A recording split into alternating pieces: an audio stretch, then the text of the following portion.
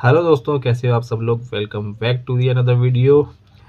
अब करेंगे हम लोग निफ्टी बैंक निफ्टी का एनालिसिस और देखेंगे कल मंडे के सेशन में मार्केट कहाँ तक जा सकता है, क्या रेंज होगी, क्या सपोर्ट क्या रेजिस्टेंस रहेंगे और हमें कहाँ कहाँ अपॉर्चुनिटी मिल सकती है उसके बाद खरीदने की और बेचने की।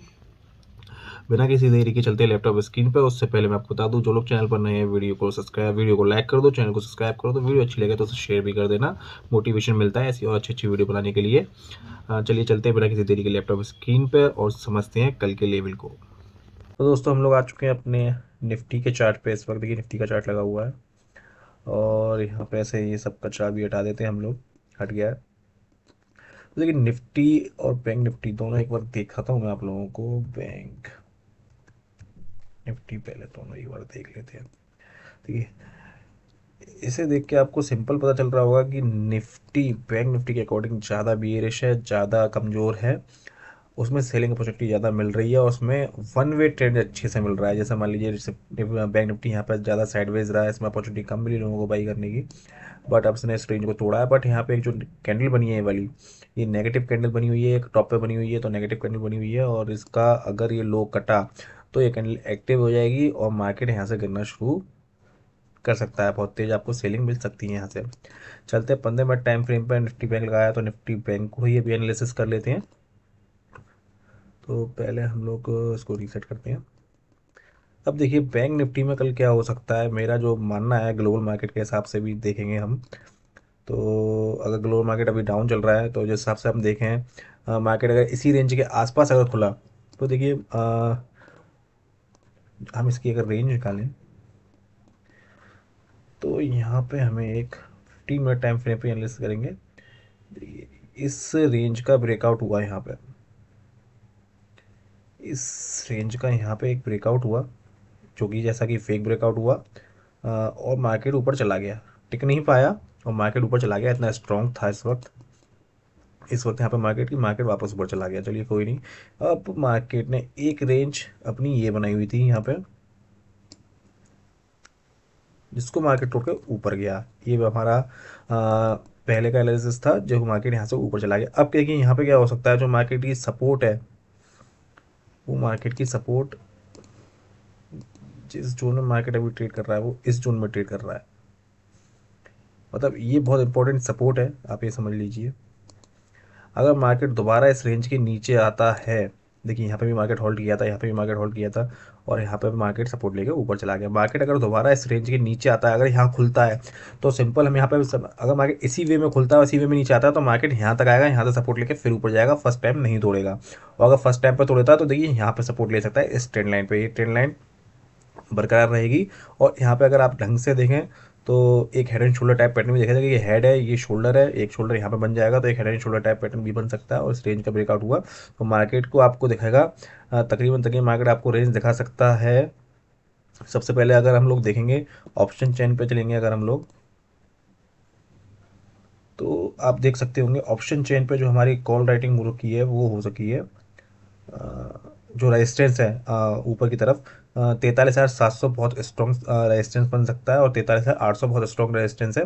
इसके ऊपर जाने के लिए इसे काफ़ी मेहनत करनी पड़ेगी, जो कि मुझे लग रहा है कि ऊपर नहीं जाएगा, ये कल के दिन इतना ऊपर नहीं जाएगा, ना जा सकता है। वहाँ पे अगर जाएगा और कोई नेगेटिव कैंडल मिलती है आपको रेड कलर की, उसके नीचे अगली कैंडल आती है, आप लोग उसमें सेल कर सकते हैं, फ्यूचर सेल कर सकते हैं या फिर आप उसमें पुट बाई कर सकते हैं। और चलते हैं हम लोग अगर पुट की तरफ तो देखेंगे, अगर पुट की तरफ आगे बढ़ेंगे तो 43,600 43,500 पे अगर हम बढ़ेंगे, 43,500 और 43,400, देखिए कितनी अच्छी यहाँ पे पुट राइटिंग हो रखी है। पुट राइटिंग मतलब पुट राइटिंग हो रखी है तो इस लेवल को भी हम स्ट्रॉन्ग सपोर्ट मानेंगे। मार्केट अगर 500 के लेवल को निकाल भी देता है तो अब 400 के आसपास आके थोड़ी देर रुकेगा। इसी हिसाब से अभी हम लोग चार्ट को एनालिसिस करते हैं। देखिए यहाँ पे अगर मार्केट आया तो देखिए अगर 500 के आसपास मार्केट यहाँ आया, देखिए यहाँ पे थोड़ा सा रोका था मार्केट, अगर यहाँ पे खुलता है और नीचे आता है 500 का लेवल निकालता है तो 400 तक आप आराम से उसको होल्ड कर सकते हैं। 400 तक आप उसको यहाँ तक आप आराम से होल्ड करिए। मार्केट अगर इस रेंज में खुल के नीचे आता है तो यहाँ पे कोई भी पॉजिटिव कैंडल बनती है तो फर्स्ट बार में इसको नहीं तोड़ेगा पहली बार में। और यहाँ पे कोई भी पॉजिटिव कैंडल बनेगी इस टाइप की 5 मिनट टाइम फ्रेम पे या 15 मिनट टाइम फ्रेम पे तो उसके ऊपर निकलती है, आप उसको बाई कर सकती है। टारगेट आपका फिर से 2.5 तक का हो सकता है। अगर मार्केट इस रेंज में खुल के इस रेंज को निकालता है ऊपर की तरफ, तो देखिए 43,850 के आसपास जाके कहीं अगर कोई भी नेगेटिव कैंडल आपको मिलती है तो आप उसको फिर से शॉर्ट कर सकते हैं। चलते हैं 5 मिनट टाइम फ्रेम पे। देखिए ये बहुत स्ट्रॉन्ग यहाँ पर सपोर्ट है। और जो मैं आपको बोल रहा था 500 के आसपास का लेवल, ये हो सकता है 510 और 499, मतलब 500 के आसपास के लेवल यहाँ पे अगर आता है मार्केट और दिखाता है तो एक बार में नहीं तोड़ेगा ये 500 के लेवल को। थोड़ा सा आएगा नीचे ऐसे, एक थोड़ा सा अप मूव देगा एक, और फिर दोबारा तोड़ के 400 तक ये सीधा आ जाएगा। ये डाउन साइड की मेरी एनालिसिस है। अगर मार्केट इसी रेंज में खुलता है तो अगर गैप डाउन ज़्यादा खुल जाता है, अगर यहीं की खुल जाता है 430 के आसपास, तो यहाँ पे देखना पड़ेगा इस रेंज को ब्रेक डाउन दे देता है। इस रेंज को ब्रेक डाउन दे देता है मॉर्निंग में पहली कैंडल के साथ, तो हम लोग कोशिश करेंगे कि डाउन साइड की ट्रेड ले, जो कि हमारी जाएगी 43,000 के आसपास तक। 43,000 के आसपास तक फिर मार्केट एक डिप लगा सकता है, लेकिन देखना पड़ेगा कैंडल कैसी बन रही है। अगर यहाँ से रिवर्स जाता है, देखिए स्ट्रेट लाइन के आसपास खुलता है और यहाँ से रिवर्स जाता है, तो आप लोग उसको बाई कर लेना। तो आपको यहाँ से जो ट्रेड मिलेगी वो फिर से आपको 43,500 और 600 के आसपास तक की ट्रेड मिल जाएगी। 43,500 600 के आसपास एक बार फिर देखेंगे, ऑप्शन चेन को देखेंगे, एनालिस करेंगे, क्योंकि सुबह के टाइम पे ऑप्शन चेन का डाटा बदल सकता है। तो उस हिसाब से देख के सपोर्ट रेजिस्टेंस हम लोग मार्क कर लेंगे। बाकी प्राइस एक्शन हमें बता देगा ट्रेड कैसे लेनी है कैसे नहीं लेनी है। तो मैंने आपको बता दिया। अगर मार्केट गैप अप खुलता है, अगर इसी रेंज के आसपास खुलता है 43,800 700 के आसपास, तो देखिए यहीं से मुझे लगता है कि एक बार में ऊपर नहीं जाएगा।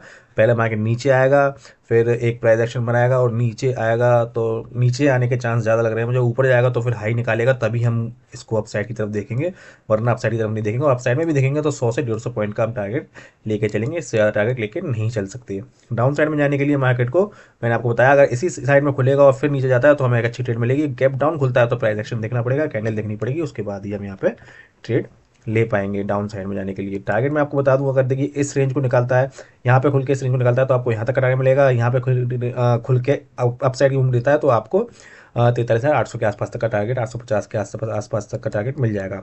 गैप डाउन होगा, गैप अप होगा, तो उस हिसाब से कल मैं लाइव रहूँगा तो आपको उस हिसाब से बता दूंगा। अब चलते हैं निफ्टी की तरफ एक बार।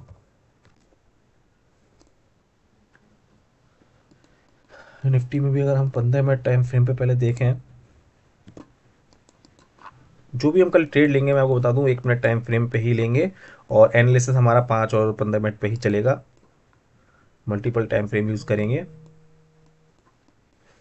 तो आप लोग देखिए निफ्टी में अगर हम लोग देखें तो ये बहुत ही ज़्यादा स्ट्रॉन्ग सपोर्ट है। ये मार्केट ये यहाँ पे बहुत ही ज़्यादा स्ट्रॉन्ग सपोर्ट है, और मार्केट अब इस रेंज के आसपास है। देखिए ये भी मार्केट ना इस रेंज की रिस्पेक्ट करेगा,